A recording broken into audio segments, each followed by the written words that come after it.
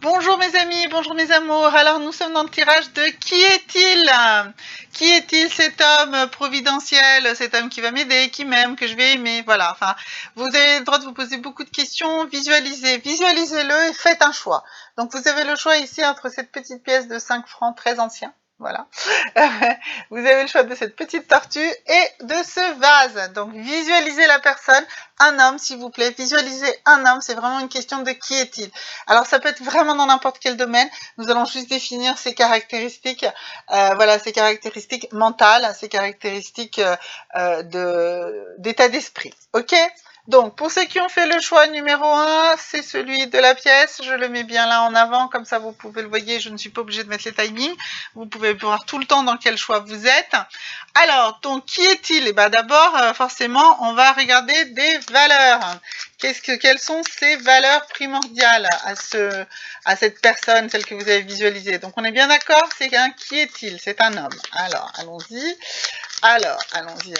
Donc, qui est-il? Première valeur de qui est-il? La valeur qui le caractérise, la première, c'est la sécurité familiale. Donc, c'est quelqu'un qui a la famille et la sécurité de la famille au centre de ses préoccupations. D'accord? Ensuite, qui est-il encore? Quelles sont encore une valeur pour cette personne? Alors, oups, voilà. C'est quelqu'un de responsable. Voilà, bon bah ça va avec la sécurité familiale, donc c'est quelqu'un qui est responsable, qui sait prendre ses responsabilités, pourvu qu'il le veuille.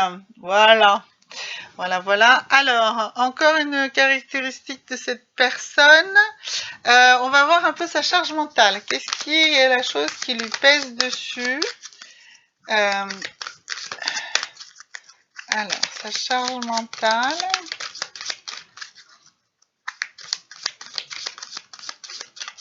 Quelle est sa charge mentale à cette personne?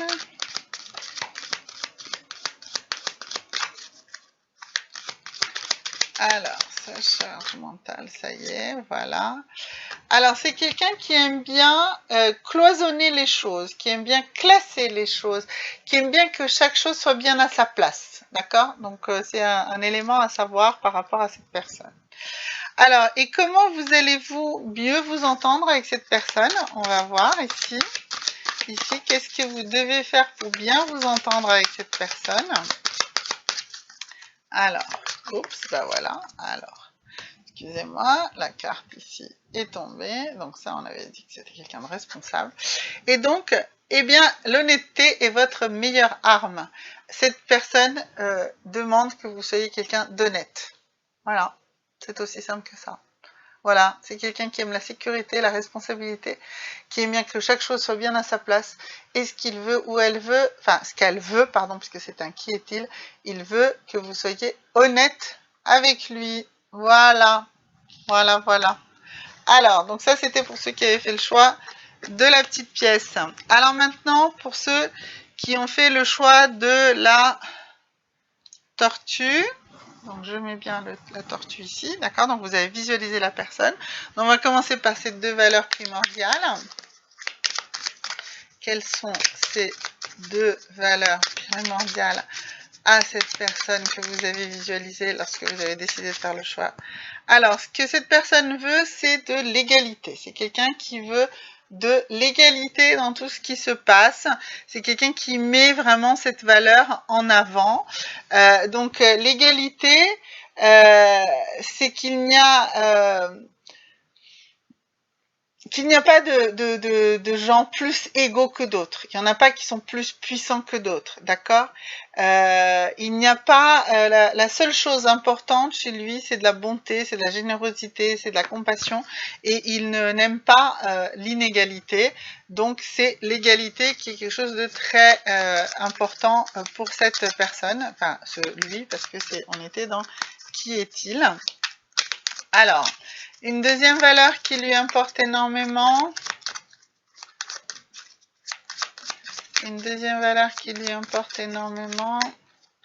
Alors, c'est l'autodiscipline. Voilà, c'est quelqu'un qui est énormément dans l'autodiscipline, donc du contrôle. il s'applique ce qu'il pense à lui-même et il fait attention à être toujours fidèle à ce qu'il a défini. Donc quelqu'un qui apprécie l'égalité et quelqu'un qui est énormément dans de l'autodiscipline. Alors, qu'est-ce qu'il a comme charge mentale? Cette personne très autodisciplinée est vraiment beaucoup dans l'égalité. Quelle est sa charge mentale? Alors, sa charge mentale, ce qui est un peu obsessionnel chez cette personne. Alors, la chose qui est un peu obsessionnelle chez cette personne. Allons-y.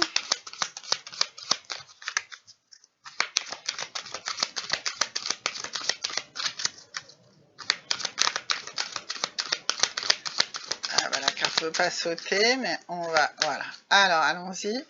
Alors, c'est quelqu'un qui recherche un vrai partenaire. D'accord? Bah, c'est logique, on avait vu tout à l'heure que c'était quelqu'un qui est dans l'égalité. Donc, c'est quelqu'un qui cherche un vrai partenaire de vie. C'est très important, d'accord? Le partenariat. On a vu effectivement que c'était quelqu'un qui était extrêmement attaché à l'égalité. Ok?